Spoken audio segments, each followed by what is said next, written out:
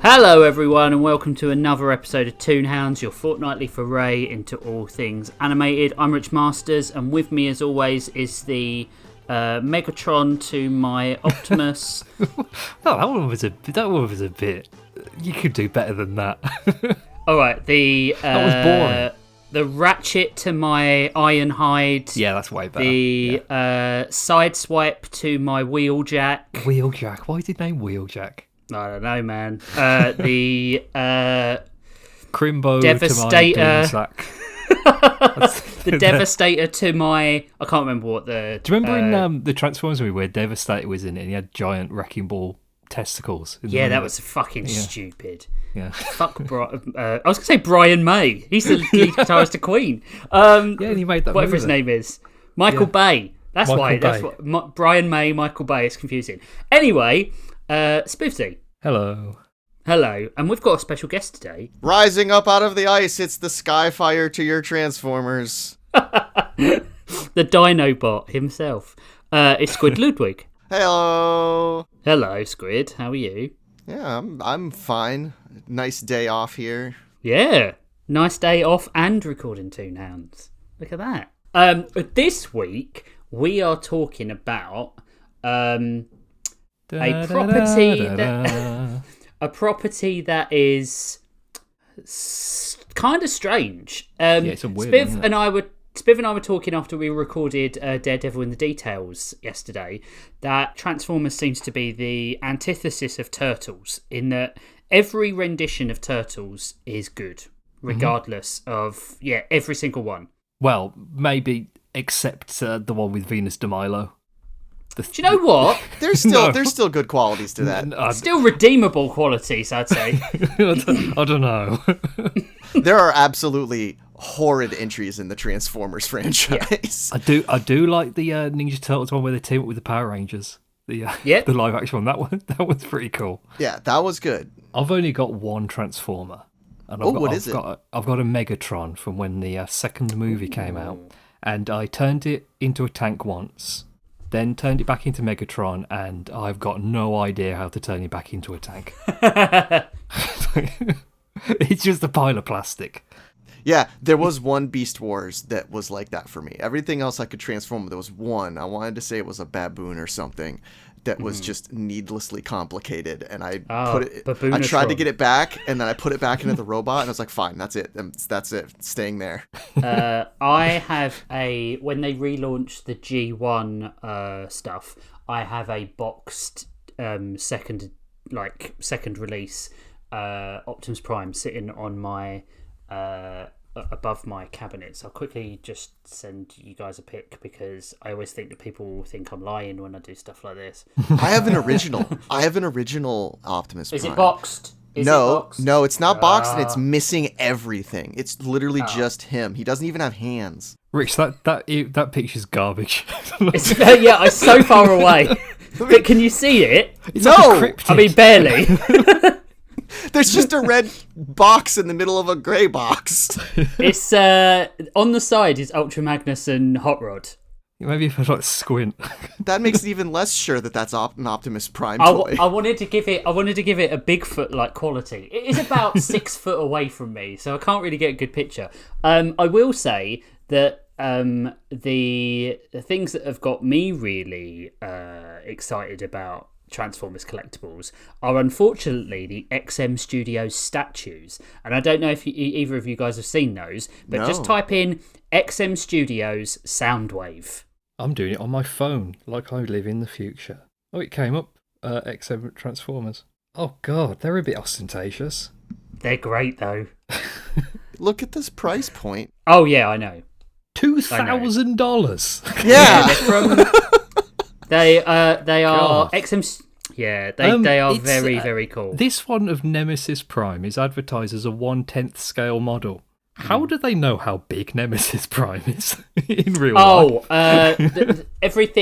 All the scales are based on a standard statue scale. Okay. Quarter scale is a sideshow piece, you know. So they're not saying it's the 10th of the height of the actual Nemesis Prime then? No. Because that would be enormous. I'm not sure who is a big enough fan of Prowl to buy this, but this is probably the coolest Prowl has ever looked. Yeah, absolutely. These are giant. They're like they're quarter. Most of them are quarter scale pieces, and which is like I'd say probably about 50 centimeters high, probably more 60, about 2 foot high. But they come with their transformed versions. In fact, Hot Rod is 92 centimeters high, so it's nearly a meter high. Jeez, where would you put That's that? so big. Now I understand why it's $2,000, but still, where would you put that? In your museum. Yeah. Clearly. Yeah. Because that's where I'd put them if I had them. With all of your other Transformers. Yeah, exactly.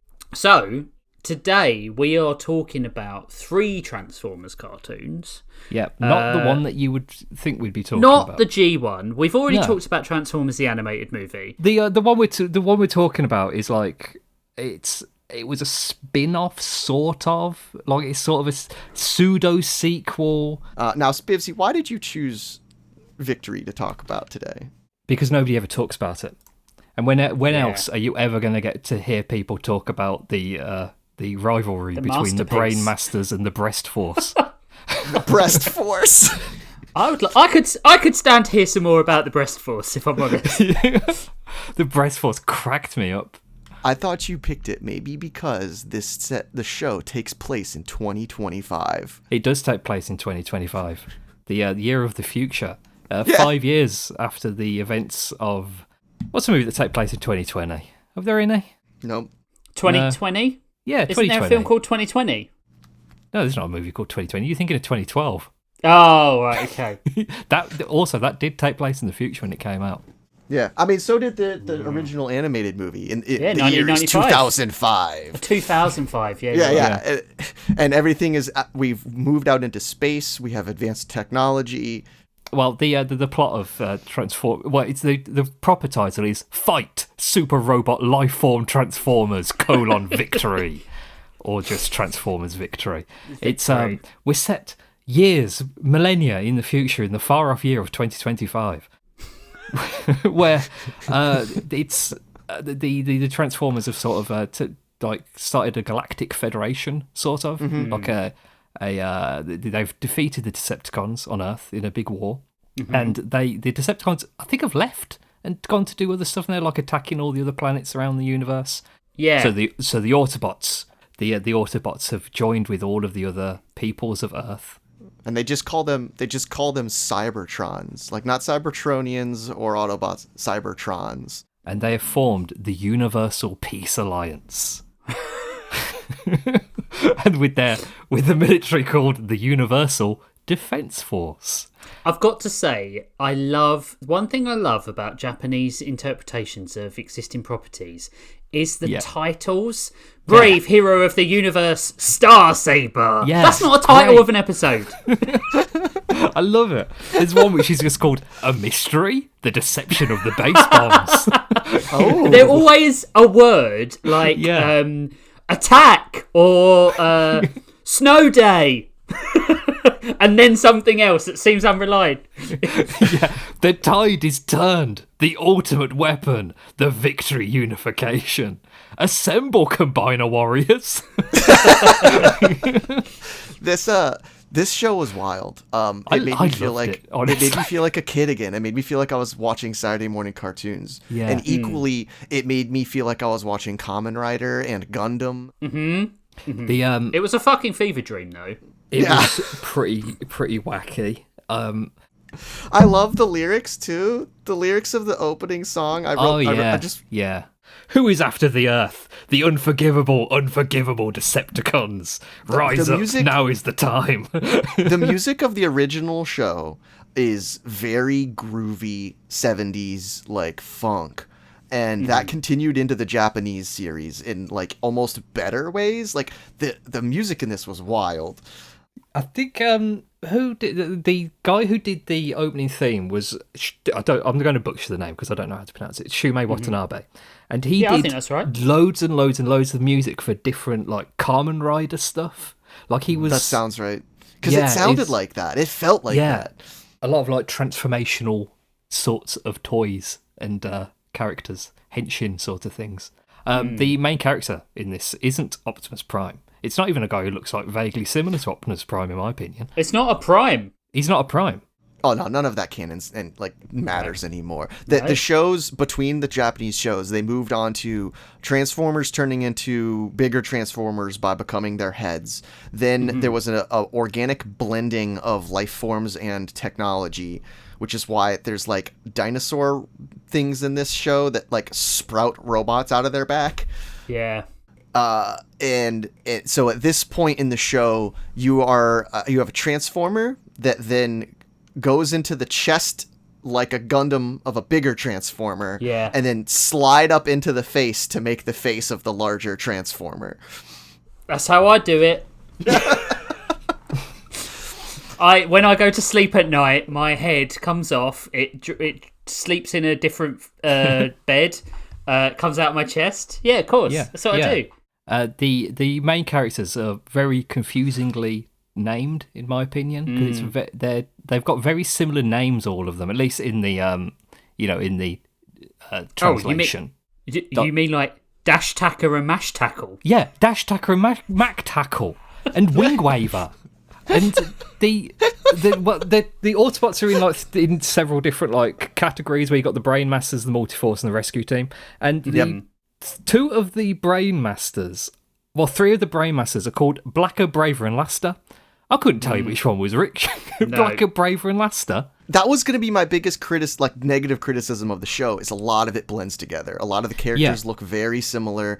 A lot of the, I watched the end credits and then like the beginning preview for the next episode, and it shows all the dinosaurs combining together into a big robot. And I was like, that looks exactly like the other robots. Like, that doesn't look special in any way, except that his chest has like spikes on the front of it. But yeah, that was my biggest walk away from this, is I have no idea who any of these characters are except the kid and the main robot. The kid and the robot who were telling each other practical jokes. Yeah. Were fucking annoying. Yeah, they were the worst. I liked his hoverboard.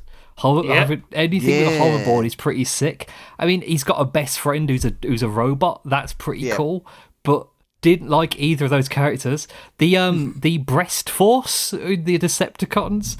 We don't see many of them, but the translation thingy that I watched, where it was very clearly fan translated, because it kept coming up with like information at the top of the screen saying like, we've decided not to translate this word directly because whatever, it's like, you are my nakama, that sort of thing.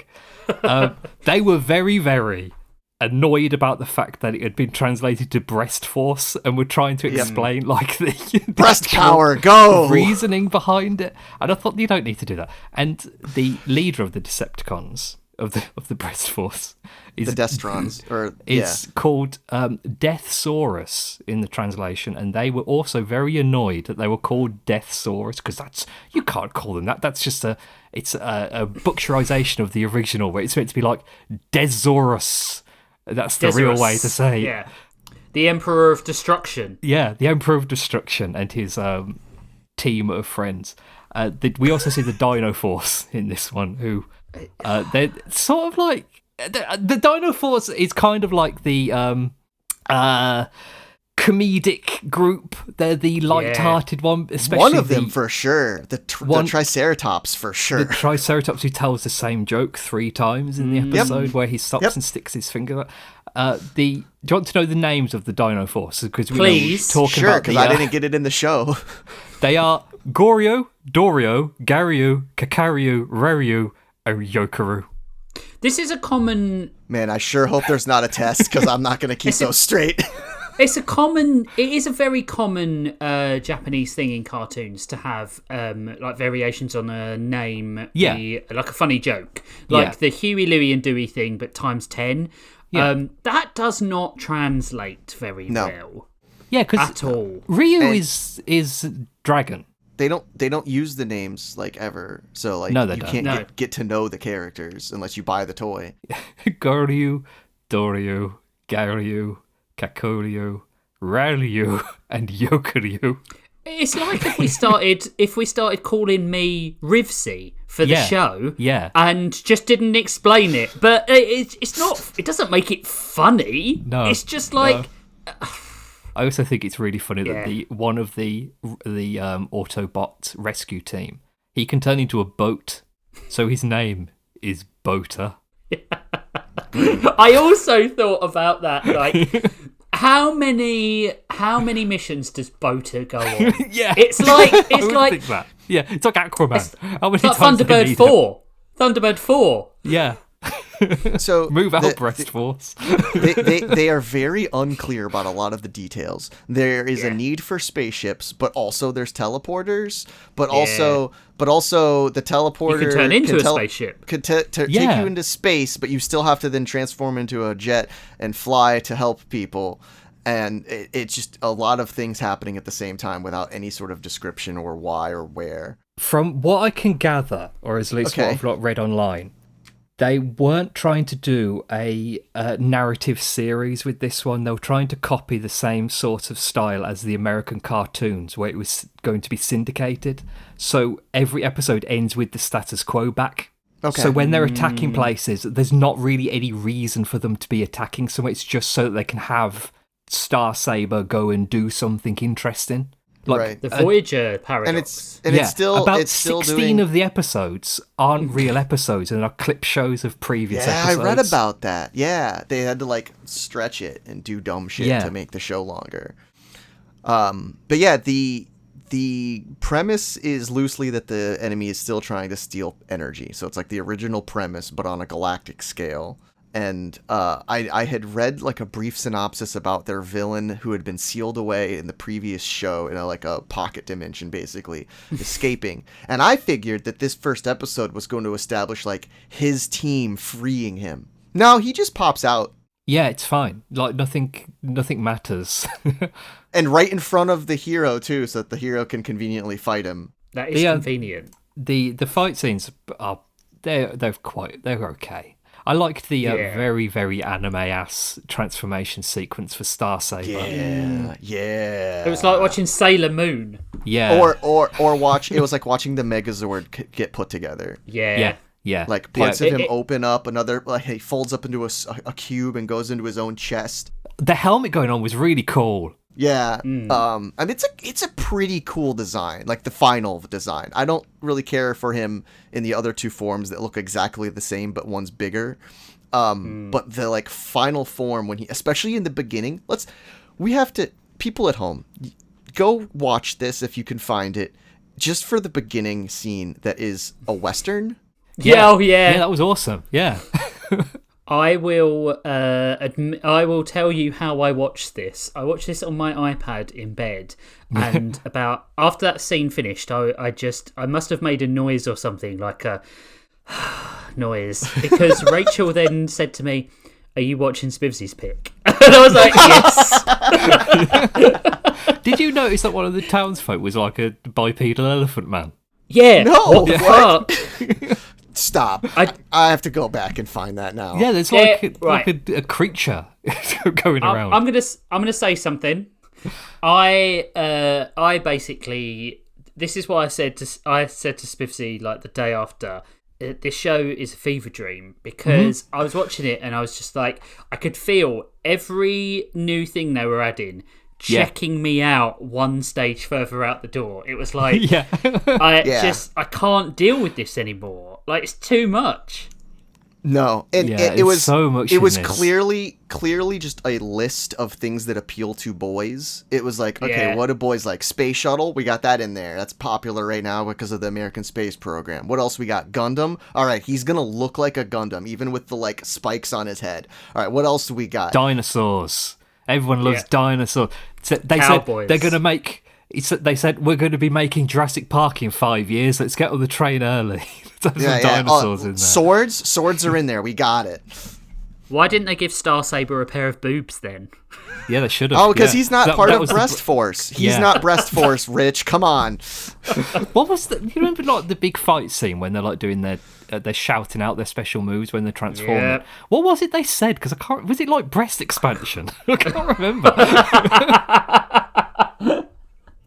It was. I think it was breast power, and his power? which is interesting because it's basically the ability that Soundwave had from the original cartoon, where his chest would open up as a cassette player. Cassettes would come out and they would transform into robots. But in this, it's his like breastplate that looks like a stag beetle pops off and like shapeshifts into a robot, and then his chest opens up and a second robot comes out, which is an interesting choice of making like the main villain a combination of like Galvatron, a dragon, and Soundwave. I'm yawning while we're talking about this. Yep.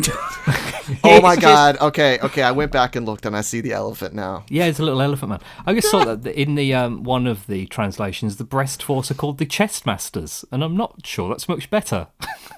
It's better than breast force. Chest masters. Chest masters. Chest masters is equally weird, I would say. Yeah. All right. So we've got a film and another episode to talk about. I personally, because of the scattershot approach to this, I think it's interesting as a curio, but nothing more. Yeah. I would give it a 4. Yeah, same. Maybe even a 3. A 4? That's pretty harsh. That's harsh. I'm going to give it a 6 out of 10. Because I like the transformation sequences. I think it's really funny that they're called the breast force. That's not a reason to like the show. That's incidental. Yes, it's when you're dialed in on how ridiculous it is. It's a reason. Okay, all right. Yeah, I thought it was pretty cool. It reminded me of a lot of other like 80s children's anime. I thought it was like I said, it's an amalgamation of things that appeal to boys. Yeah, and it did. Not it did this make boy. It did make me feel like I was watching Saturday morning cartoons again. It made me want to watch some other like Gundam sort of stuff, something with a mecha in it. It made me never want to watch a Japanese robot cartoon again. I just was like, all right, I've seen everything they can possibly throw at this wall now. I don't need in the first episode. The first episode. It's not like they saved like one whole episode themed around cowboys. No. It's not one whole episode themed around dinosaurs. No. It's all in one episode. Shove it all. It's like having a holodeck and holodeck episode mixed with a disaster episode mixed with a planetary episode in like Star Trek. It'd be like mixing all those together and sticking it in one episode. Yeah. One of the breast force is named Guy Hawk. Guy Hawk. Spivzy, you're pushing my score up every time you say something about this show. Was his actual name Guy Hawk or Guy Hawk? Guy Hawk. One word. Guy Hawk. Oh, right, okay. Squid, what's your score? I think I'm gonna land on 5. All right, in smack bang in the middle is fair. Right. Okay. Should we take a break? Yes. But real quick question before we do. Did this show make you want to buy the toy? No. All right. Only so I could destroy it because I really didn't care for this show. Oh no, there are loads of Star Saber toys. Wow, we were. Toonhounds will return after these messages. They appear to be mighty robots, but you change them into mighty vehicles. GoBots and Super GoBots, each sold separately. GoBots, GoBots, GoBots, GoBots, GoBots, mighty robots, mighty vehicles, GoBots. GoBots and Super GoBots, Destroyer, Sight Kill, and Leader 1, each sold separately. We now return to Toonhounds. Welcome back, everyone. Hope you enjoyed that. We haven't heard the sting, so we don't know what it's like. If it's offensive, blame Squid. Yeah, and I don't listen to this show. If it's really racist. And I don't listen to this show, so... yeah, you're too cool. Thank you, Ben. At Oh, Hoobie Ben! Doodles I love Ben. Ben did me a really good Story Lords Season 2 cast piece. He's just a great voice actor. It's just great. It's really good. The next cartoon we're talking about is the Netflix show that aired in 2020 called From Allspark Animation and Rooster Teeth. Ooh, which was really? a big... Wow. Yeah. Yep.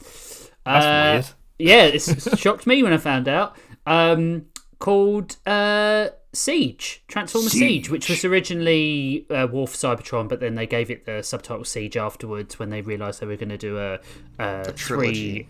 trilogy. Yeah. Immediately three-series confused piece. me because I Yeah, swear at some absolutely. point it says part 3 on this thing that I watched. So I don't know where was part 1 and 2. You wouldn't be able to tell on Netflix which part was first. No. Either. This is sort of a tie-in to the games, so it's sort of a part 3 to that, but also makes no sense if you've played the games. Yeah. It is set on Cybertron after the split of Prime and Megatron. Yeah, they broke up. They broke up. Big breakup. Big messy breakup. They thought they were on a break. They weren't. It's a French reference. And it is about the inevitable civil war that happens that splits the Autobots and the Decepticons before the Autobots leave Cybertron. Yeah. There's often a thing with these kinds of like cartoon toy tie-ins where the toy will be like, oh, it's a spinning top, and you can put something on it and it will spin. And then you find out that the extended lore is 3 centuries worth of battles between the toppers and the spinners. The toppers and the bottomers. The toppers and the bottomers.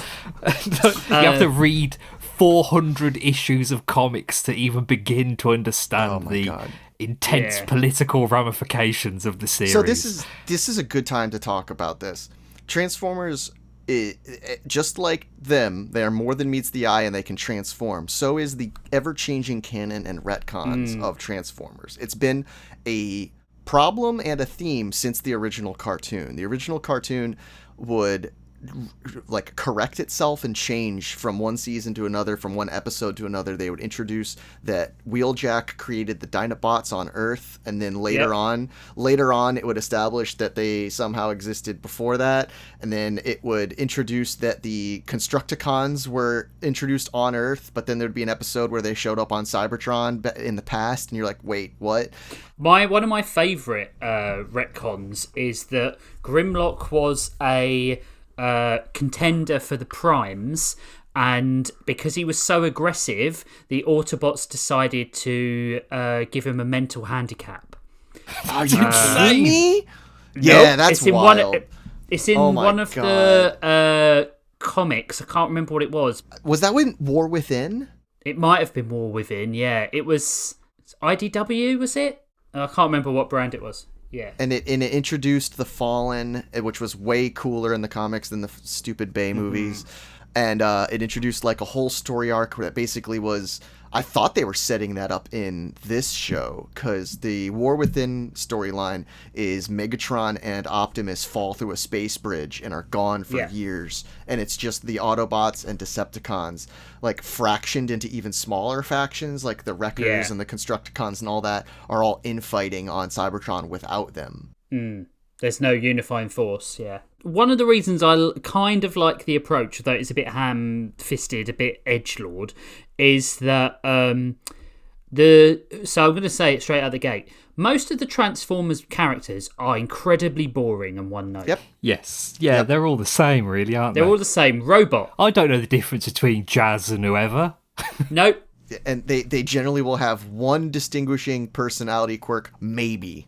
The bad guys have got more than wait, than Spivzy, wait until they bring in new wave Jazz. Then that's going to be really complicated. And do you know what also annoys me? It'll be like, oh, this is Jazz, but we need to make a new toy. Here's like Rocket Jazz or whatever. He looks exactly the same, but now he's wearing a helmet. Which are the two that look exactly the same? One is white and one is red. Is it Ratchet and... No, it's Ironhide and... the one that turns into an ambulance. One turned into a red van, and one turned into an ambulance. Yeah. It was Ratchet and Ironhide. Yeah. They look exactly the same. just like Thundercracker and Starscream. So there are two police cars in the original cartoon that are exactly the same: Prowl and Blue Streak. Blue Streak, that's the other those one. look exactly the same, just a little bit of a different color. Yeah. They did it a lot. Like the three jets, Thundercracker, Skywarp, and Starscream. Those are all the same design, just different color, and that's present in this too. You still get that. So you have like little changes, like Bumblebee being a rogue, and then you also get a really interesting appearance of Jetfire. I think the problem with the cartoon is that I don't care about what happens on Cybertron. I think like this. Yeah, I was so bored. They've been for years. They've been too focused on that and lost what made the show special in the first place, which was robots hiding on Earth and fighting on Earth. And somewhere along the way, they've lost that thread, and now it's a good-looking robot that turns into a janky-looking something. Yeah. And I hate that happens when they're on Cybertron. It makes no sense. Yeah. Like Optimus Prime all of a sudden is a Mack truck for some reason, and there's no discernible reason why that is. I also think in this series, Optimus Prime is a massive whinger. He is, yeah. Even in this like 20-minute episode, half of it is him being berated by other people. Yeah. The original Optimus Prime was such a powerful. He was like an amalgamation of like what a strong man looks like, while also being level-headed, logical, and compassionate. And that's what made him such a good character. And somewhere along the way, and I'm going to point fingers at Michael Bay, they made him into a giant asshole. They made him into sort of like some sort of religious icon. Yeah, he's Jesus. He's Jesus. Everyone is Jesus. Which is something that Transformers 1 handles really well. Yeah. That was a nice palate cleanser. So that bit where he shouts about them not executing somebody because we're not them, that little speech he does. My screen turned off during that speech, and I thought it was part of it. Got bored of it. Yeah, it was like sometimes when I'm watching something on Netflix, my computer monitor will decide, we'll just like turn the HD connection off for a sec and then turn it back on. I don't know why. Yeah, my TV does that. My TV will hit up sometimes. But it did it during that speech, so it went like dead on the line where he went, "We are not like them," and then the screen went off, and I thought, is this like, are we doing a flashback or something? Like, is it like? I was gonna say his yelling made it flinch. Yeah, I thought they were going to do something with it, but then it just came back and it was back to normal. Watching this, I kept thinking, if I was a kid, if this was like the way that cartoons would actually be shown when we were children, where it would be like a weekly thing, and if you missed one, you missed it, and you'd never get to see it again. Yeah, you couldn't do that with this. Yeah. If I was watching this at that age, I would be so annoyed and so bored because nothing happens in this episode. It's an episode of people talking in a room for 20 minutes. It's dour. The show is very dour and doesn't know how to have fun, which is a criticism I have of a lot of modern cartoons, which is something I both liked and hated because it felt this Transformers, more than any I've seen, feels like toys smashing together. Yeah, kind of. Yeah, I get that. Like the way they move around in the setting and the way they are like laying about and standing about and moving feels like they used the toys as the like mocap character models and moved them around. Well, I did notice a couple of times that they were like bending like they were made of a flesh rather than a metal, and that really takes me out of it. Like Optimus Prime is abs. Yeah. Where he like turns and his torso will shift. Like it was a plious material. The Transformers should be malleable. Yep. Yeah. There's a few times it does that in the original cartoon, and it's always really disturbing, especially that third season that was like lower animation budget in a different studio. Basically, Bumblebee and Wheeljack find a space bridge. I thought it was going to be they find that portal thing, they find the Stargate, and they fall into it, and they're on Earth. I thought that's what the series was going to be. I thought it was going to be them ending up on Earth and taking the war to another planet. And then it's just, we found this portal that could take us anywhere. We're not going to do anything with it for this episode. Just come back in 12 episodes time and maybe we'll go in it. Yeah. they mention other planets, which blew my mind. He's like, oh yeah, back when these were operational, I used to race on, Velocitrox. Yeah, Velocitrox, something like that. Yeah. And I was like, oh, cool. We're getting different lore. We're getting a bigger universe. That's cool. No, we're not going to see it. No, we're just going to war.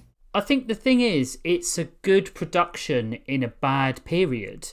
Like, the voice acting is pretty good. I like the character designs because they're very like G1, but like they started to give the characters a bit more personality. But the problem is, if you put all those elements that make a show good and then put it in the dour, boring setting of constant war. Yep. It's not going to be. I don't want to. It's like taking the cast of Scooby-Doo and putting him in the trenches of Normandy. Yeah. Like, I don't want to see that. Do you know what this made me think? This made me think this is the kid who watched Transformers growing up and then wanted to make it older as they've grown up. So they've forgotten what it was like to be a child watching this. And now we're like, I think that Optimus Prime and Megatron should be killing each other. And everybody's got a gun. And they're all cool. And everybody rides around in a motorbike and smokes cigars. And they've forgotten everything about it. Yeah. There are two products that did this better. One is the Ancient Egypt Thundercats. Yeah. Which was really, really good. And one is the Kevin Smith He-Man. Yeah, Kevin Smith He-Man was really good at it, and it still had fun. This was like too dour, too serious, interesting characters for the most part. I watched the second episode, and there's a bunch of Autobots that look exactly the same and are unimportant. Yeah, Sideswipe looks exactly the same as one of the others. I had not seen Chromia before, so I thought, oh, they've made Cup a woman. Okay, fine, let's find out something about her. No, she's called Chromia, and you're never going to find out anything about her. I did talk about the female characters in this. I like how they're designed to say, "Oh, this is a woman transformer." She's got thighs? She's got like normal human legs. I mean, that is a Transformers thing. That is a Transformers thing. It is. The Transformers have for a long time only had male representation, but it's also wild the like changing canon of when they could transform and when they couldn't, and how and who made them. There's a canon where the Quintessons were the original settlers of Cybertron, and they made the Autobots. Made the Transformers, In the animated movie, Optimus Prime makes reference to the fact that Ultra Magnus and he knew each other when they were younger on Cybertron. Yeah, like, where has he been this whole time? Well, I think Ultra Magnus's people, the Autobots that have been left, have been fucking abandoned by Optimus Prime. Is the headline I take away from that? Yeah, so I think their ship left, and a bunch of them stayed on the planet and have been fighting Shockwave that whole time. Yep, which is insane to me. I will say that although I still don't think it's good, quote unquote, I'd say I had more fun with it than Victory. I didn't have any fun with this one. I was so bored. Yeah, nothing happened. This was literally just people in a room talking. The thing I will say though is I knew stuff about these characters. That's why I feel I could get into it. Like I didn't know fucking anything about Star Sailor or whatever his name, Star Saber. Or Huey, Louie, and Dewey, the dinosaurs. Alvin, Theodore, and Simon. I'd probably give it a mark above, so I'd give it a 5. A 5. I'm pretty sure it'd probably get better. It's always either going to go one or two ways, right? It's going to get really better or it's going to get really worse. Well, that's the Toonhounds curse, right? Of watching an episode 1 without any other context. Yeah, exactly. Yeah. I would just have liked to see some fighting in this episode. That wasn't just like it happens in episode 2 and it's not great. It's like, like this episode is Bumblebee and Wheeljack talking. They go somewhere else and it looks like something interesting is going to happen, but people talk. Optimus Prime shows up and it looks like something interesting is going to happen. He gets bitch slapped by Megatron. He does, yeah.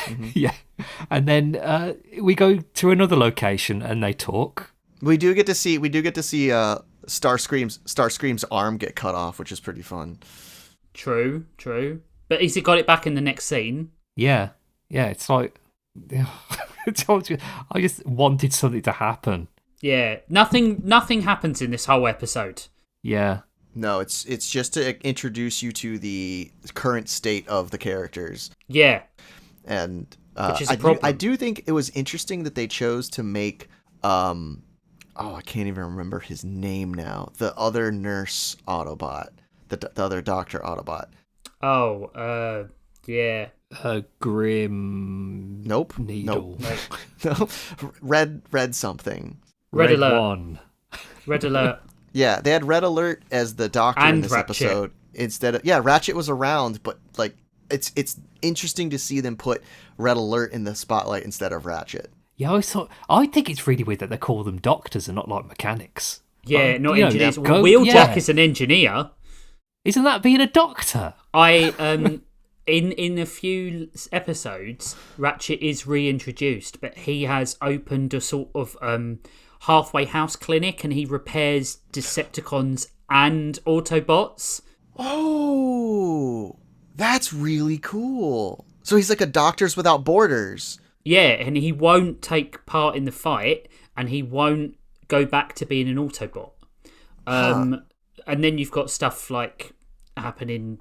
Other stuff happens as well. So the series does just not in the first episode. It's not in the first episode. It's too much talking. You guys are right. Spiv, score. Oh, 5. 5. Yeah. Squid. I'll give it I a think 5. I think I'm also at a 5 for different reasons. 5? Like I put Victory at a 5, but I thought it was more childlike wonder than this, and I put this at a 5 because the quality and characters are better. Yeah, well, they're both on equal scores at the moment, so on average. Right, okay. I don't think we need to take a break because we've only just come back, really, and we whizzed through that. We're going to talk about Transformers 1 now. A movie about fascism. So I'm going to say something straight off the gate. This film is Prince of Egypt with Transformers in it. Yeah. It's Prince of Egypt with Transformers going through the classic adventurers story. Yes, it's Hero's Journey with robots. Hero's Journey, yeah. Yeah, the writer based the story on several historic examples of brothers that fell apart and became enemies. Yeah. Brothers. Prince of Egypt. Yeah. Brothers, okay. Yeah. Definitely brothers.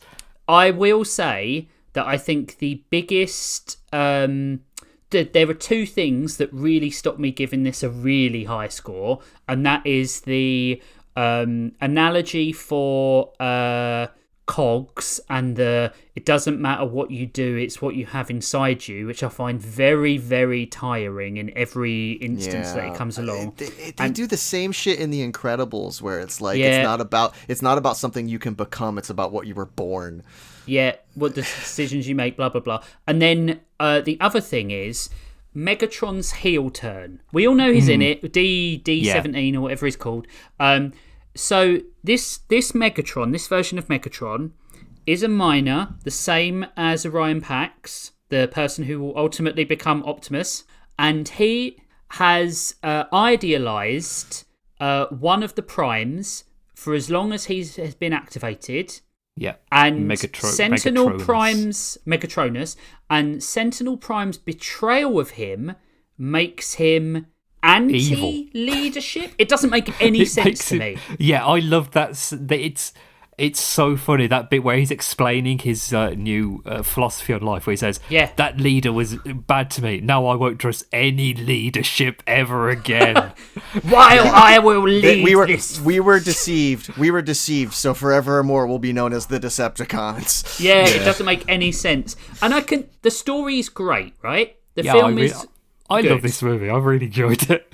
I think it might be the best Transformers movie. Like, I mean, that's not saying much, really. There's a soft spot in my heart for the original movie, but I think this is better storytelling and better made than the original movie. If this movie had Weird Al in it, you're right.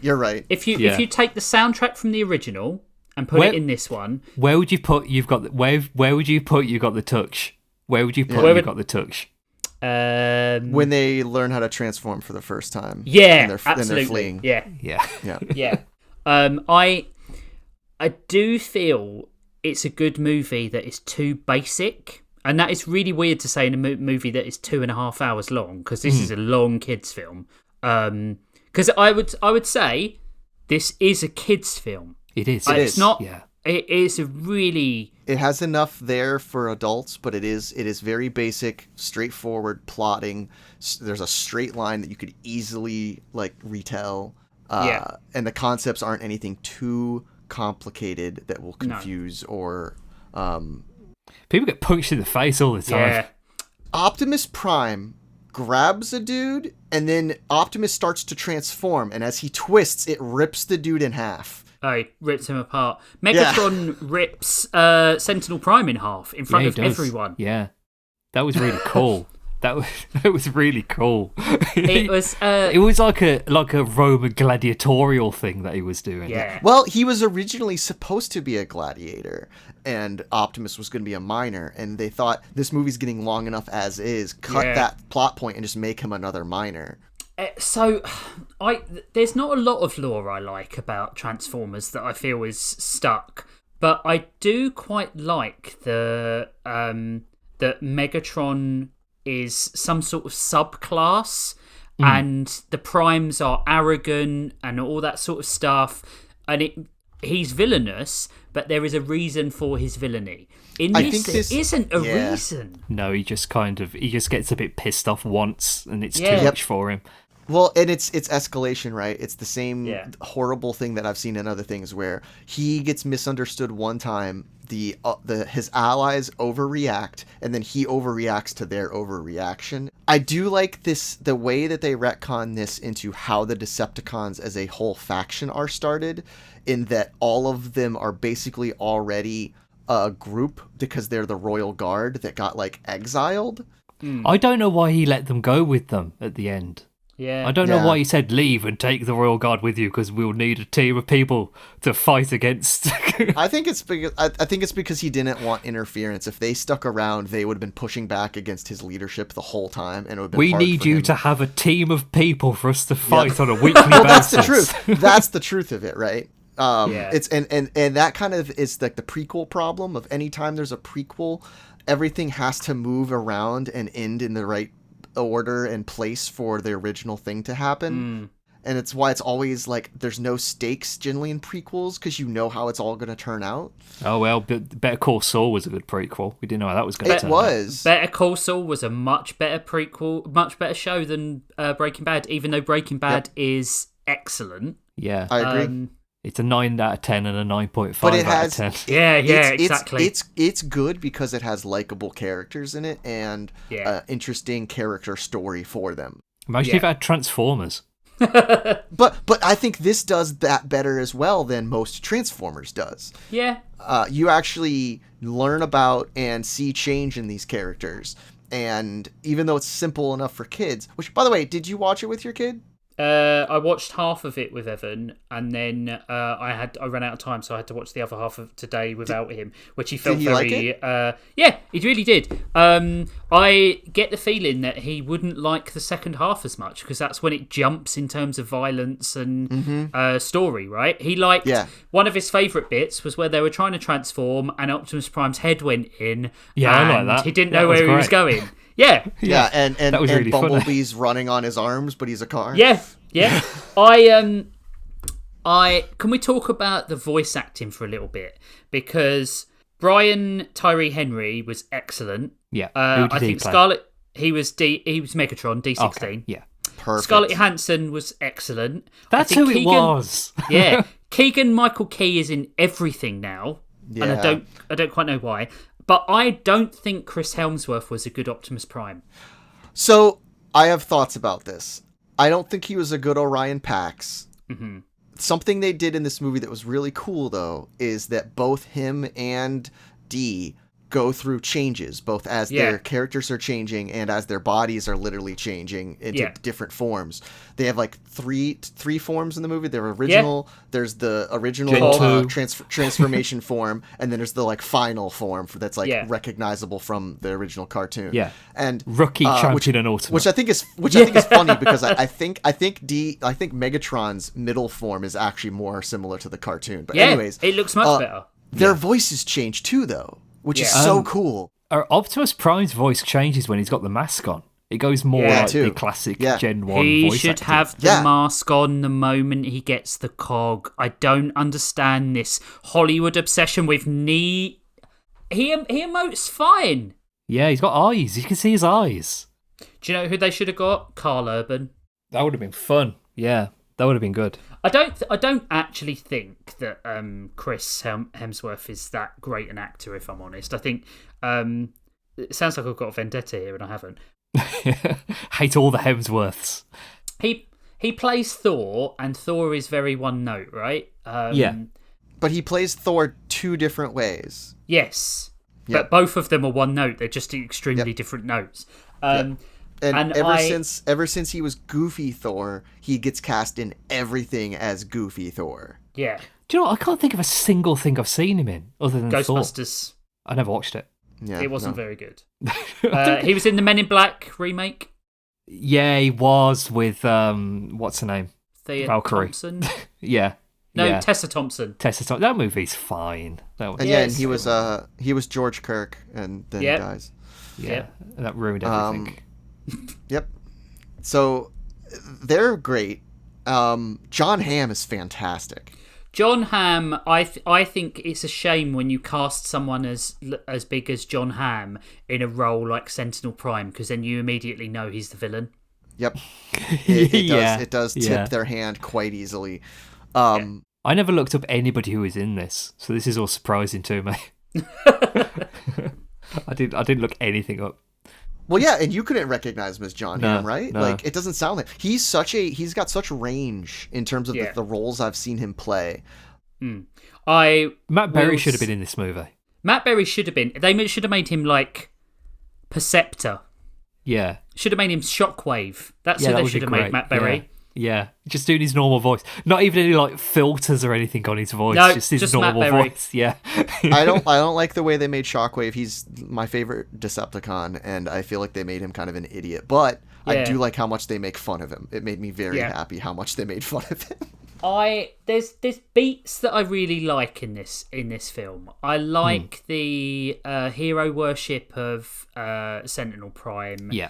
I do like that. I like that you get the whole saving of Jazz. That the dude who shows up to fight him, whatever his name was, Darkwing. Darkwing. The moment he was like the bad guy in a scene, I thought I can't wait for him to beat him up. Like I can't. That's going to be really good. Yep. Also, Darkwing.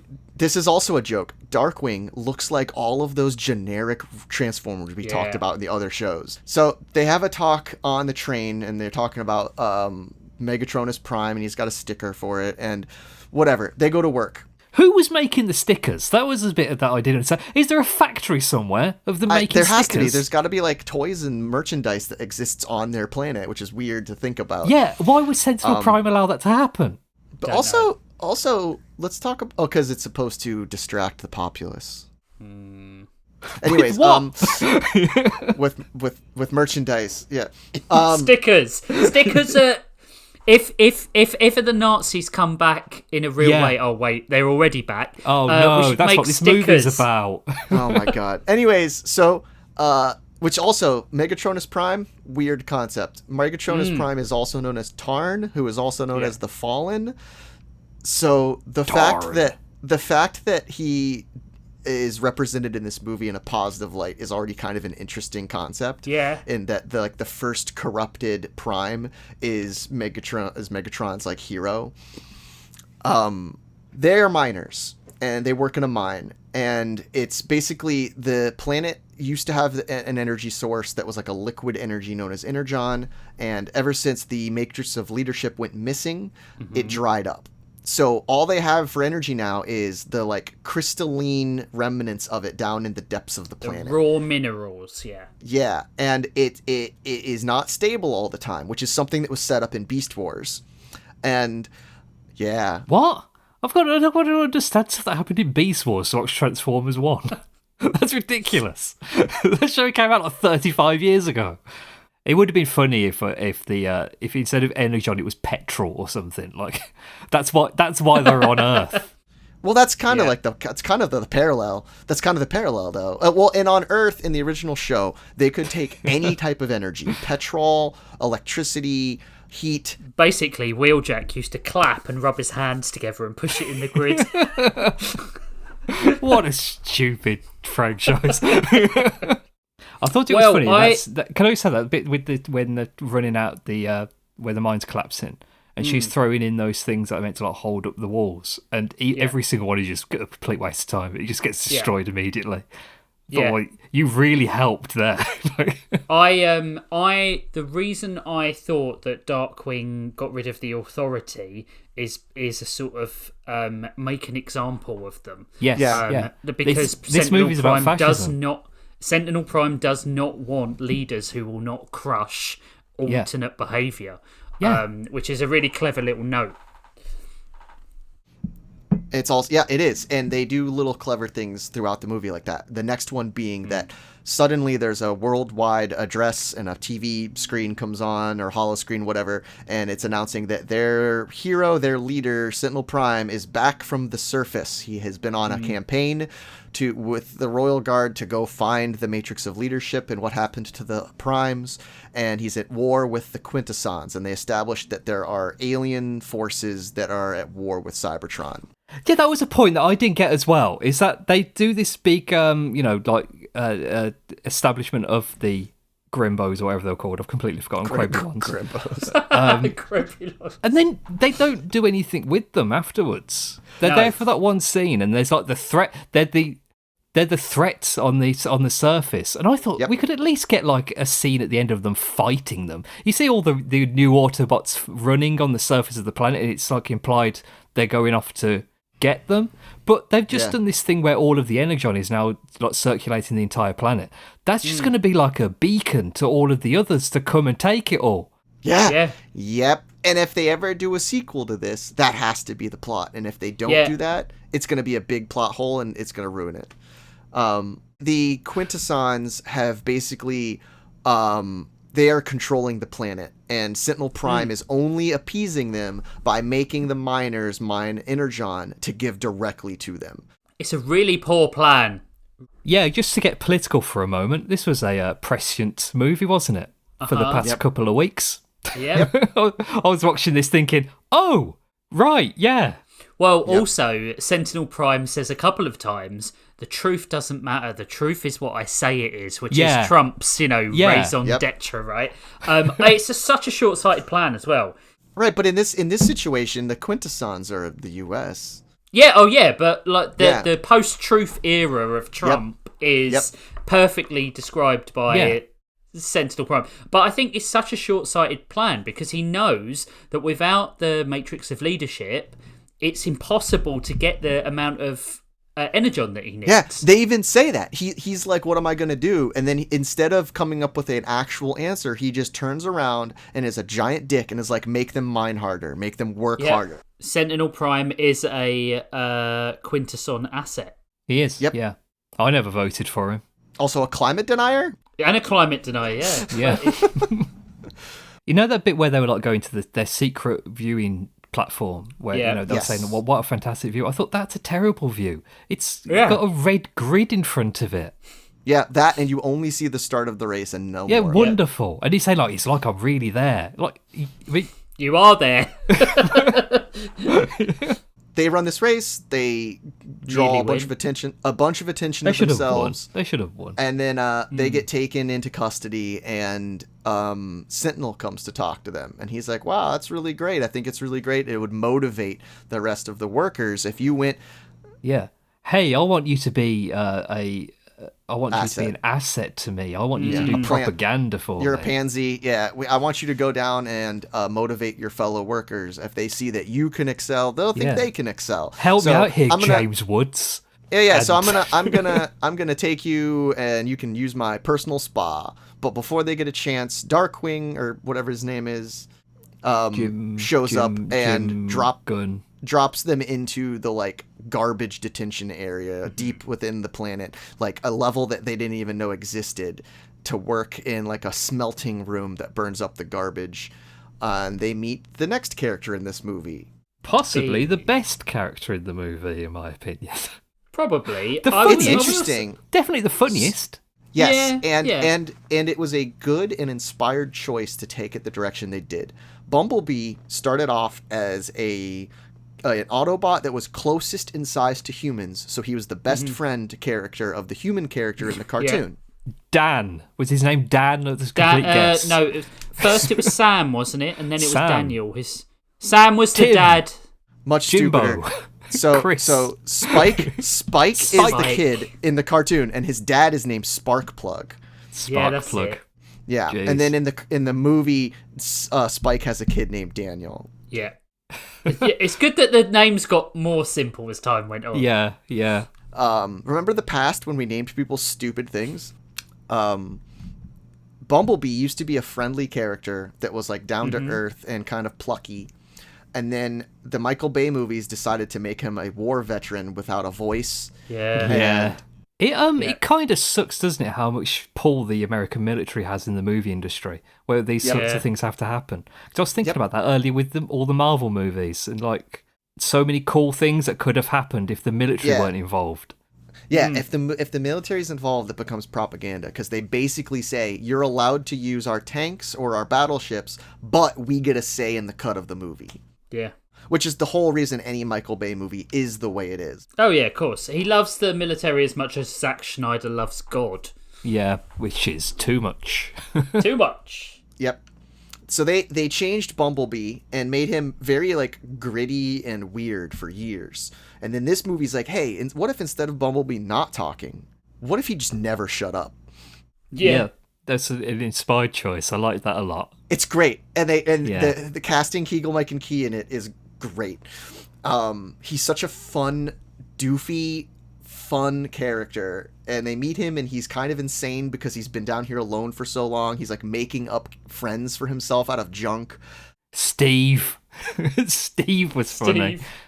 I liked when they get woken up by the guard and they're saying that he wouldn't shut up talking because they've like welded his mouth shut. And Alita's like, even while he's unconscious? Especially when he was unconscious. That was fun. That was my favourite joke, I think, in the movie. They have a lot of fun with that. Yeah, he's great. They do a lot of fun things with Bumblebee. Oh, and Knife Hands. Knife Hands was great. The knife hands, the mask that he gets, like all of his personality is so fun. And it makes sense because Bumblebee, the movie, was the best Transformers movie, the live-action one. Absolutely 100%. Making him almost the audience insert character of like the childlike wonder is great. He's the character that kids will connect with, and Orion Pax is the character. The Christ figure. He is. They get this chip that has a last transmission of the primes of what happened to them and where the Matrix is located. The movie, The Matrix, with Keanu Reeves. Yeah, they just want to go watch it. Yeah, Lawrence Fishburne, right? Yeah. Hey, I didn't even think about that. So they get Bumblebee is like, I know a way out of here, and they climb up through the garbage chute and get garbage. Yeah, in that their was mouth. funny. Yeah. There's only 49 sub-levels to go. This brings them to the surface, and it's such a cool way of approaching how Cybertron looks. Yeah, I liked the Horizon Zero deer. Dawn looking deer. Yeah, Yeah. they were cool. I wanted to know more about the fauna and flora of the upper surfaces. Yeah, the ecology, yeah. I like the sirens that go off when they sense danger, with their ears lit up. That was really Yeah, that cool. was really cool. Yeah, that's such a good design. This was one of my like low points of the movie, I think, where they're on the surface, because they don't come across any like danger while they go into the cave. It's just it's like we had at the start of El Dorado, where they're going through the jungle, and they just there's no issue. They just go through it and they're fine. What they should have done is they should have had encountered the quintessons on the planet. Yeah. And they had to run from them rather than avoiding detection. That they had set up base somewhere, and they were like, "Why are there quintessons on the surface? Surely Sentinel Prime would have seen them." Yeah, something. That's how I would have hunched that up. Yeah, there needed to be something in it. I thought they were going to ride the deer. I thought they were going to ride the deer like horses, but that never happened. No. I would have liked a point with them seeing the sky for the first time and that being a major thing. Yeah, because they do look at the landscape and are awed by it. I really like the prime when they find the primes and they're all like reclaimed. That's really cool. By nature, like Alpha Trion when he's got all the fungus and the mold growing on him. He just looks so cool. Even when he's moving around and transformed, it's on him and it looks awesome. Yeah, the designs in this movie are really good. Yeah, I really like the that trope of robot skeletons. I think it's really cool. It's really good. Have you ever played with the Gundams that have a skeleton? No, I don't have. There's a. I'm not a nerd. I think they're called real. Wow, thanks. I think they're called real grade. Neat. And you can cool. It's cool. It's pretty cool. But yeah, this felt really well designed. All of the characters in this movie look very distinct from each other. I liked that when you see where Sentinel Prime is living, he's living in what is essentially the Arthur's court with the round table. Yeah. And he's the only one there. It's really cool. I liked the whole... Again, a good detail. Yep. Yeah, it really, really great. Like, there's some really good visual storytelling in this movie, and you can tell that the people that did the visual design really put some thought into it. I want to see the concept art because I'm sure there'd be even more wild designs. So, Arachnia, who is a great character. I love her. What a cool design. I love the fact that she turns into a drone. Like, it makes sense. Yeah. But why are her eyes, given that they're all robots, why are her eyes the only thing that records anything? Because a robot, technically, the eyes record everything. Yeah. So, they don't need Alpha Trion's thing. All they need is a record of that conversation. Or it's they could have used Optimus Prime's memory to do it, but they didn't want him to see all of his memories of him jerking off in the cabinet next to the Megatron relationship lives. between him and D. Yeah. Yeah. He wanted to keep that all a secret. I'm not putting that on the internet, he was saying. What I would have preferred is to give her a little bit, because she was very much like the Quintessons, and I think what they should have done is made her almost like a Quintesson Transformer hybrid that was like the liaison to Sentinel Prime. I think that would have been really cool. They could have done that, especially with her legs being like their legs. That would have been a good detail. Yeah, could you have like a fake Transformer? If they are just machines, could somebody, I guess so, like an alien race, build their own Transformer and send it to the planet? But the Quintessons are robotic. They have a bit of biological life hybrid. There's other robotic planets in the space because there's the one that gets eaten by Unicron. Yep. Yeah. Oh yeah, of course there is. Yeah, I can't remember what they're called. And the planet of Junk. They're not Transformers. Slightly earlier on in the movie, we get a different line reading, which I thought was really interesting, where instead of freedom being the right of all sentient beings, it's freedom and autonomy is the right of all sentient beings. Which is entirely to place up why they're called Autobots. Yes. And that's what he says kind of at the end, that we are all autonomous beings. We will be the Autobots. Yeah, because you can be free but not be making your own decisions. Yeah, absolutely. I really liked the end. I thought the fight between Prime and Megatron was very good. It has to be. Like, it's still not as good as the Transformers, the animated movie fight scene, in my opinion. That fight scene is really good animated fight scene. Yeah, and it's got some real stakes to it. My problems with the film are the Megatron turns. They're not believable in any real way to me. And I feel like he gets what he wants. He gets a justification of the fact that Megatronus Prime was killed and Megatronus was a hero. and then turns bad because of it. It doesn't make sense to me. Yeah, instead of being a better hero, he becomes the villain. Yeah, I thought like they wanted it was a bit of a, like having their cake and eating it too, where they wanted it to be a reveal that he had going to be turned evil. But I thought that it would have been better if he didn't before the end of the movie. Like if he stayed on the side of good, because then you've still got that like, well, when is he going to turn into Megatron? Like, how does that happen? You could do a whole other movie for that, but I don't think they knew if they were going to have a whole other movie, so they have to jam it all into the one. And considering it didn't make a lot of money, it didn't make its budget. Unfortunately. Well, its marketing was horrible. Yeah. I saw one trailer. And the trailers have a bad tone to it. Like, the trailers establish it as being like a goofy... I mean, it is goofy, don't get me wrong, but it establishes it like a goofy kids movie. I was going to say, I feel like the way they could have solved it is that they could have made Megatron the rebel.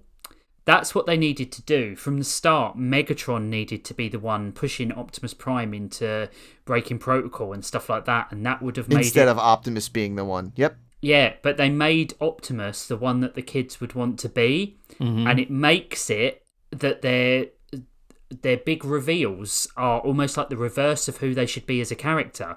Optimus Prime has always negged protocol, so he is made one with the Matrix and becomes the cool, level-headed, And but the thing is, I understand why they did it, because you want the fun character, the kid's protagonist. Well, and to like be Spivzy the rule said, breaker. You also, like Spivzy said, it's the hero's journey. Yeah.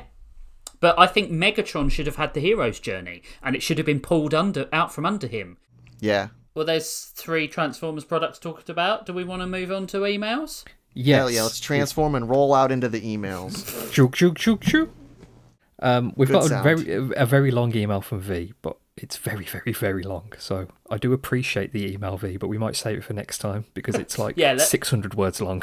So she did say she had gone on a long one for that. Yeah, you went on a bit of a tangent on that one, but I'm just scrolling through. Yeah, she went in like directions on this one. Like she did say she had a ramble. Yeah. Oh, there's a bit on Transformers here. I'll read the bit about Transformers. Okay. We did Transformers this week. Yippee! Everyone loves Soundwave and Starscream. I can't wait for Richard to say he doesn't really like Transformers and yet know plenty about Transformers. No, I like Transformers. Yeah, you like Transformers. Although I don't like a lot of Transformers. Yeah. And I think that's true for every Transformers fan. Yeah. Yep. I assume Squid's favourite Transformer is called like Blumgo and he's like a ride on lawnmower from one issue of the comics because that's a very Squid answer. Nope. Favorite Transformers are actually really boring. My favorite Transformers are Wheeljack and Shockwave. That's really boring. Mine is probably Soundwave and I don't know any possibly Cup. I like Cup.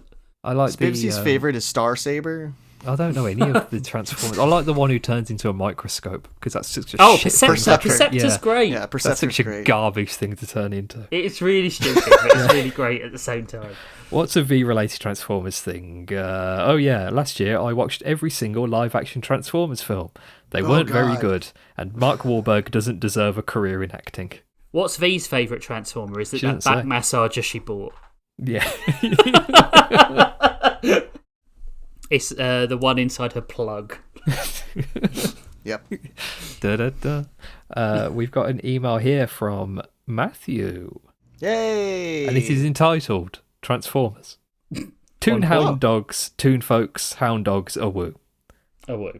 I don't know anything about Transformers besides Beast Wars, and I was already on that episode. I'm just sending this email to be supportive.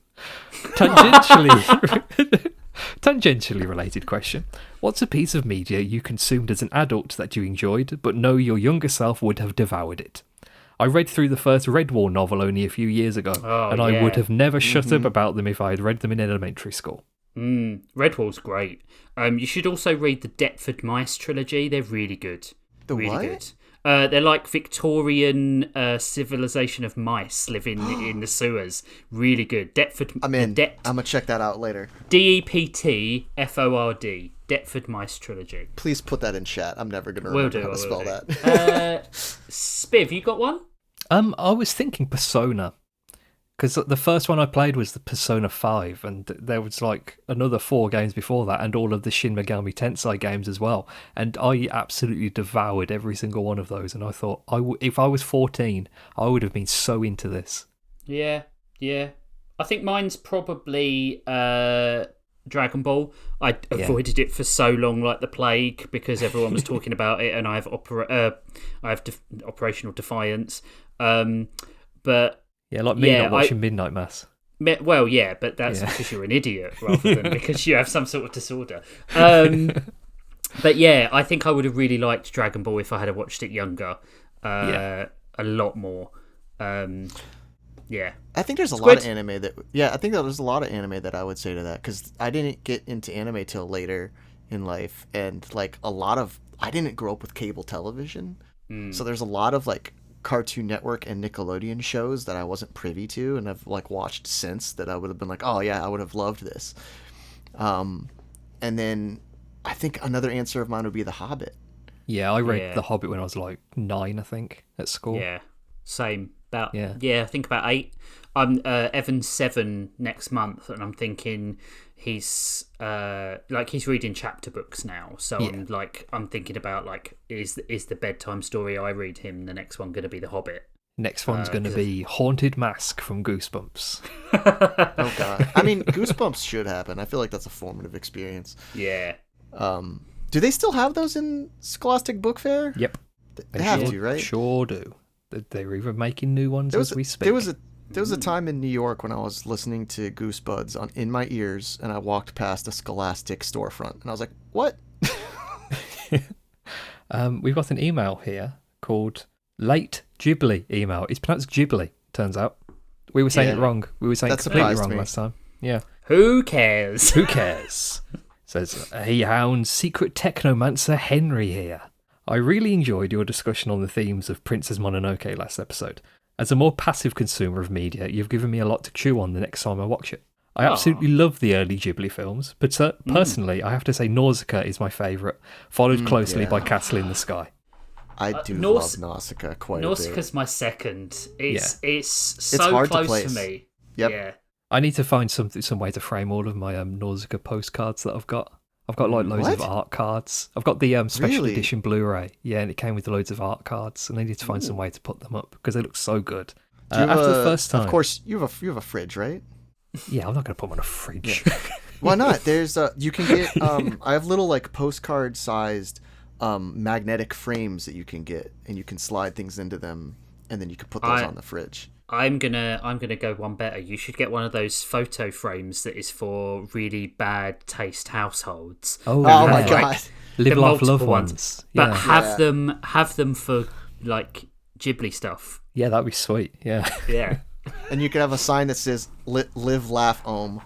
Yeah. After the first time I watched Nausicaa, I sat there for about 10 minutes in silence thinking about how great it was. Then I said, fuck it, I haven't got anything else to do, and I just watched the whole thing again. I think I did the same thing with Mononoke. Like, I watched it, I thought about it for about an hour afterwards, and then, like, because my friend from school gave it to me, I think, Mononoke. I watched it, then I borrowed it, went home and watched it again. Yeah. There's something about Ghibli, whatever. Ghibli. There's something about Ghibli movies Giblets. and I'll even just say Miyazaki movies that have such a powerful opening to them that you want to re-experience it when you finish it. Yeah. It says, have either of you enjoyed a piece of media so much that you wanted to consume it multiple times in a row? Yes, I burnt out my VHS of Toy Story as a kid. I watched it like 8 times in a row one Saturday. That's just something kids do, though, isn't it? Yeah, that is. Especially when you haven't got a lot of stuff. Yeah. I got the Blu-ray to the movie Nobody for my birthday. The Bob one Odenkirk. with Bob Odenkirk, yeah. I love that movie film. so much. I watched it and then I started it over again and watched it again. I watched it twice in a day. I love that movie so much. The fight scene on the bus. Oh, it's great. It's so good. It's like Old Boy level of good. Yeah. Yes, I know what else I'm watching today. It's really good. It's so good. Really good. He's just great, man. He's amazing. He's so cool. He's really funny. So any fan of Bob Odenkirk should go and listen to the Oh my god, what's the guy who plays? He's in Arrested Development, who's also a comedian. The David guy who Cross. plays Tobias. David Cross. Yeah. David Cross From Mr. did. Show. Yes, David Cross did started a podcast, and his first episode is with Bob Odenkirk, and it is the funniest fucking episode I've ever listened to. Like, so good. Yeah, really, so I really was great. like, I was a big I'll fan look of that Mr. up. Show before he became like in proper stuff. So I knew him from that mostly, and Mr. Show is one of the funniest things that's ever been on TV. It's really great. It's so funny. They are so funny together. Yeah, I remember a podcast that came out when it was the end of Breaking Bad was about to come out, and Bob Odenkirk was doing like the press tour, and he was giving he was talking to somebody about what happens at the end of Breaking Bad, and he was saying like, you see Walter on the high dive at the pool, and he jumps in and he sees Jesse, and they both look at each other and says, well, I guess we broke some bad, and like, that's how the whole show ends. It's so funny. I really like the concept of the no mortal weapon can kill me idea being outdated, used in Princess Mononoke. I think it has a lot of dramatic and comedic potential.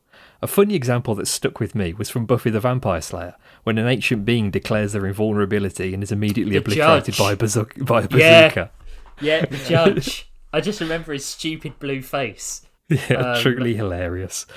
Do either of you have a favourite trope that can be subverted for comedy? Oh, wow. Probably, I but think about that. yeah, that's a tough one. I can't really think of much. The one that I always think is really funny, and I've tweeted it before. Well, I've blue skeeted it, or whatever they call it, and I put it on Tumblr before, but it got no traction. Nobody really cared about it. Was the no man can kill me, and there's a gnome standing there. No, man. No man. Oh, my God. There's a really funny montage that I like of all of the scenes where someone says, "What are you going to do? Shoot me?" and then they get shot. Yeah. I mean, the only thing I can really think of is like... Oh, I know one. This is not really connected to the Mr. Show stuff as well. When they did their other show with Bob and David on Netflix, they had a joke of this guy who kept like insulting people. And then he'd say, they're right behind me, aren't they? And then he'd turn around and they're right behind him. And he gets like called up by these like Men in Black sort of characters, because every time he insulted anyone and turned around, they'd be there. So they'd get him to like insult children who had gone missing and like terrorists that they were trying to find. I can't really think of anything. You know, this is going to be one of those ones I think of like way after we record. Yeah. I mean, I really liked the Chrono Trigger where like players end up breaking out. That's not really a trope. Forget it. Okay. I like things when they subvert expectations. I wouldn't even call them tropes though, because like there's a couple of video games. But Dead Space 2 and Hitman, what is it, Blood Money, I think, both do a thing where you think the game is ending, and then while the credits are rolling, the game goes back to being a game and you can play more. Yeah. I think like what's going to happen here is I'm not going to be able to remember something, and then someone is going to say, what about that thing you do in Story Lords all the time when you do this? And it's like, shit, they're going to point it out. Yeah, I do that all the time. Man, I can't think of anything. I just can't. You'll think of something later, won't you? Yeah, of course I will. Yeah. And then I'll think of it in the shower. Yeah. I'll think of it in the shower. Yeah. And Digimon Rules, by the way. I had the first 6 episodes of the original series on DVD and the movie on VHS. I've heard people talk about the Angela Anaconda intro cartoon to the movie as this totally bizarre, borderline traumatizing experience for some kids, which I find quite strange. Then again, I was raised on a lot of Noel Fielding and the like, so that could have something to do with it. Is there anything you found out later was considered strange or traumatizing that you didn't bat an eye at as a kid? I played a lot of those like body horror Super Nintendo NES, run and gun shooter games where it'd be like Abadox and things like that, where you'd like go inside of giant horrific homunculus creatures and fight their polyps or whatever. That didn't bother me at all. It was just like fine. I liked gory characters in video games, and that was most of the Nintendo's back catalogue was gory characters in video games. I mean, I thought every 5-year-old kid watched R-rated movies. So when I was like going into school and telling kids that my dad was showing me the fatalities of Mortal Kombat 1 when I was like 7, I was kind of like, oh, wait a minute, your dad isn't into video games. Like, my dad was quite young when I was at school. Like, you know, I'm 10 years older in relation to how I am with Evan than my dad was with me. So, it's weird. Like, I always thought, like, every dad came home with a stack of comics and took him to Comic Cons and bought Lego and all that sort of stuff. Because my dad was still a kid. My dad was like 20-something when he had me. Like, he wasn't very old. That's kind of a cool experience, though. Yeah. I've got like this really formative memory of being at a park when I was like 5 or 6 years old, 6 or 7, like young. And a group of these older kids came over and they were clearly trying to like get a rise out of people. And they were saying to me like, have you seen the movie Chucky? It's really scary and all this stuff. And I had seen the movie Chucky by that point. And I didn't think it was that scary because it was like a silly thing, and so it didn't work on me. So I was saying like, yeah, I've seen that. I like the bit where he falls down the stairs and all this stuff. They were like, oh yeah, but it's really scary though. There's a lot of quote unquote horror movies that are like that though, where they can almost be funny. Like a lot of the Nightmare on Elm Street. Yeah, I was going to say Nightmare on Elm Street. I was convinced it was going to be terrifying. Yeah, it's a comedy. To answer this question, skeletons. Anytime a movie, I think skeletons are charming and hilarious. Yeah, who doesn't like a skeleton? They're constantly smiling. Do you know what movie ruined skeletons for me? In terms Jason and the Argonauts? No, House on Haunted Hill. Oh, right, okay. There is a point in that movie. I think the Vincent Price movie. I think it's called House on Haunted Hill. I love There's a bit in that movie where they open up a cupboard and it's clear that Stayshan just throws a prop skeleton onto them. It's meant to be like really terrifying, and it's a stupid look. It's just a really dumb looking skeleton. Also, the movie The Screaming Skull, where a skull is dropped down a flight of stairs. That's really funny. I just think skeletons look so cool. Yeah.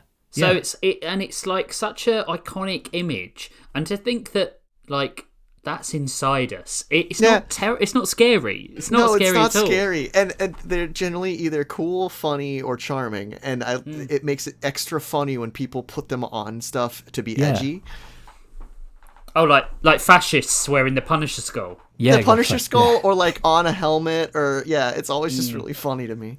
I think it's really interesting that of all like the classic movie monsters, there isn't a representative for the skeletons. There isn't like a skeleton movie. There's like a movie called like Skeleton of Cavadira or something, which is sort of the only one I can think of, which is about a skeleton. But there isn't one particular skeleton character from horror movies. No. There's zombies, which are close, but there's no skeleton. Skeletor's barely a skeleton. No, he's not. He's a person with a skeleton face. Jack Skellington, but that doesn't matter. That doesn't count. No. Kind of the Crypt Keeper, but not really. Yeah. Got too much flesh. I think skeletons deserve a better rep. Yeah, there isn't really like a skeleton character.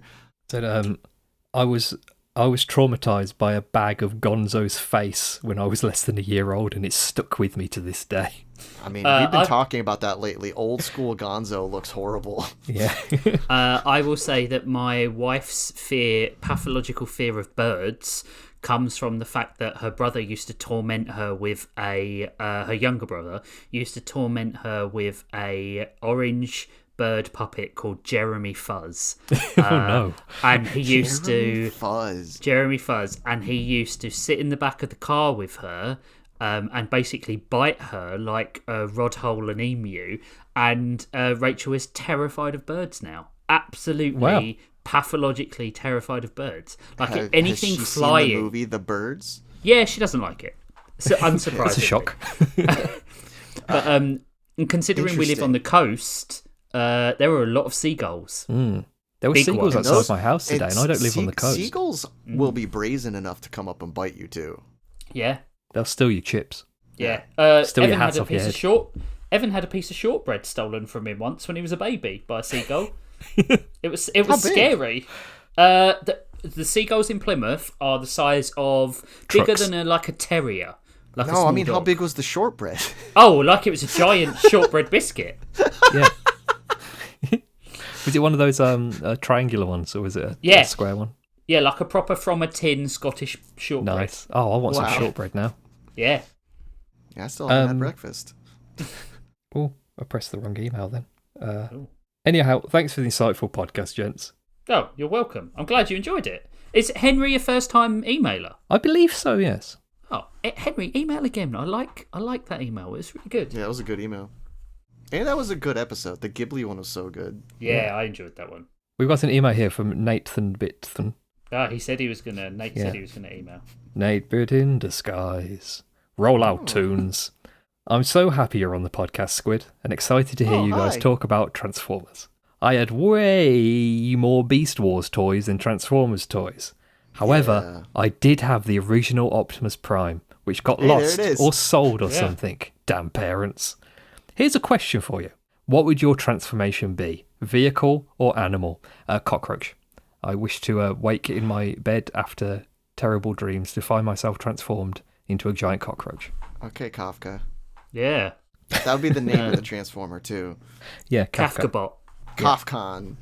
What would I transform into? A rocking chair. A rocking chair? Yeah. It was somebody else would have to sit in you. Yeah, but it would be in my house. They'd be sitting in your lap. It's a bit creepy. It'd be in my house, and the two people who live here with me do regularly, well, not regularly, I suppose, but like Evan sits on my lap all the time, That's and true, I am occasionally intimate with my wife. So, it's one of those things that is... It does feel a bit creepier when you're the chair, though. I think there's there's a power dynamic happening. Okay. It's a bit of I'm all right with it. It's a bit of a submissive answer, if you ask me. It's a bit of a beta answer. He'd be really good at hiding out in front of Cracker Barrel restaurants, though. Exactly. And also, if there was no one in the house, I could scare them by creaking. Oh, that's true, yeah. Brilliant. I would be a squid. I'd be a squid. It's like, it's been like octopi and cephalopods have been like a favorite of mine since childhood. It's ironically not where the name comes from, but when the name was given to me, I was like, yeah, that works. And also, I just, in terms of even in Transformers, the robot squid from the Transformers movie is still sick. Yeah, and I have it as like cool. My symbol online.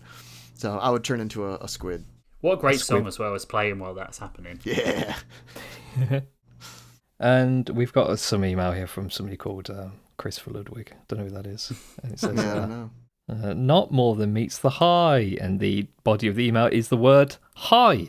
And I'm just going to put that into spam and delete. Block. Is that it for emails then? That's it for emails. That's all of our emails. All right. Okay. That was a few, wasn't it? Yeah, it was a few. And we didn't do all of them. We'll do your email next time. We absolutely will do your email thing. It was long. It was just very long. Perhaps we need a sidecast. Yeah, it'd be like a 40-minute episode.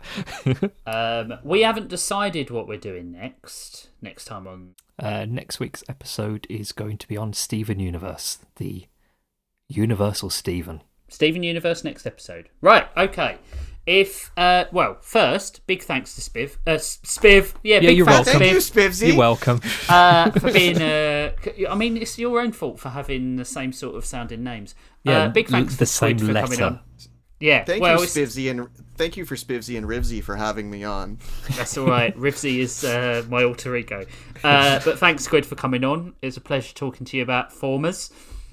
It was a blast. This has been like a surreal dream. I've wanted to be on for a while, and I'm a big fan of the show. People do like this show, and I'm always like, this is no offense to me and Spiv, obviously, but like for me, it's sometimes I forget that I'm on. I'm just talking to Spiv about cartoons that I like, and Daredevil. The Daredevil cast is even worse. Oh God, yeah, that's just us like talking shit in the Daredevil podcast. I liked it. That was a fun. I can't wait for the next episode. Yeah, it's going to be good. Where can the happy people at home find you on the internet? Yeah. Well, I have two other podcasts. One with Spivzy, where we discuss the Twilight Zone, both the classic series and the middling 80s one. A show where we are gradually realising that the 80s Twilight Zone series is quite bad. The first few episodes were okay, and then it's been worse ever since. Hopefully there's another high point. But yeah, that's a lot of fun. Come check it out. It's called The Unlocked Door. And I also have another podcast where a friend of mine, Connor, and I discuss thriller novels like Jack Reacher and Tom Clancy novels. And that is called Dadlit. Tom Clancy. Check it out if you like books. Books, check them out. Books. Check them out. So, so next time we will be doing, oh my God, what are we doing? Steven Universe. But if you want to suggest themes for the show, want to support us, want to join Discord, which is, a very, very chilled out Discord, you can head over to patreon.com/Toonhounds and support us financially there. Do it. It surprised me the other day when you sent me some Patreon money, and I was like, I forgot we get paid for this. Yeah. So I'm going to put it towards a video game. Yeah, I'm doing the Which same. one? I don't know yet. I might get Monster Hunter Wilds. Ooh. I've heard it's good. Yeah, I've heard it's good as well. And I don't want to watch a game like that on a playthrough, so that's that's one of those things. No, the whole point is the kinetic element of the experiencing it. Yeah. Yeah. Or I might put it towards a Steam Deck. Ooh. Nice. Or I've always got to get my Soundwave XM Studios for $2,000. No. So, but yeah, if you can't support us financially, and we all know that time's tough right now, then you can submit an email. Send us an email at toonhounds@gmail.com. Recommend us to your friends. Leave a review, because reviews really help us. Seriously, talk about this podcast. Spread it around. Everybody loves cartoons of one kind or another, so it could appeal to anyone. I can't think of anything else that we need to say. Go listen to all those podcasts that we're all a part of. Keep listening. We should make a Toonhounds. network, shouldn't we? Yeah, like Normal Boots, but with less weird problems. Weird sexual weirdos and charity frauders. Right, and we got blackjack and hookers. Yeah, with no hookers. No hookers. No hookers. I'll play blackjack. And no blackjack either. Yeah. Snacks maybe. Balatro. Right. Yeah, Balatro's a good idea. Right, okay. As always, be kind to each other and be kind to yourselves, because sometimes no one else is going to be. And Indeed. Remember that freedom and autonomy is the right of all sentient beings. Except you. Bye! Bye!